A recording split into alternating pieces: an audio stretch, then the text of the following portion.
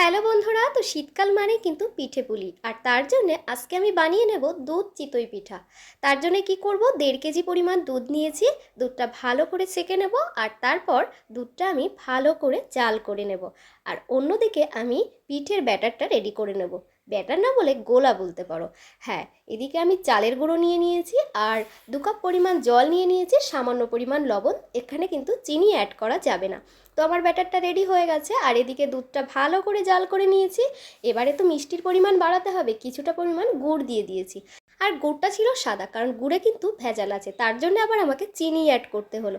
তো চিনিটা অ্যাড করে নিয়েছি, ব্যাটারটা পুরোপুরি রেডি হয়ে গেছে। আর এইবারে আমি চলে গেছি মাটির উনুনে রান্না করতে। তো দেখো, মাটির উনুন ছাড়া কিন্তু এই চিতই পিঠা সম্ভব না। একটা শাঁস বসিয়ে দিয়েছি, শাঁসের প্রত্যেকটা জায়গায় আমি ব্যাটারটা দিয়ে দেবো। এইবারে এটাকে কিন্তু ভালো করে ঢাকা দিতে হবে। ঢাকাটা কিন্তু ভালো করে দিতে হবে, যাতে একটুও হাওয়া না বের হয়। তো দেখো, আমি একটুখানি আলগা করে দেখলাম, এখনও রেডি হয়নি, আরও কিছুক্ষণ লাগবে।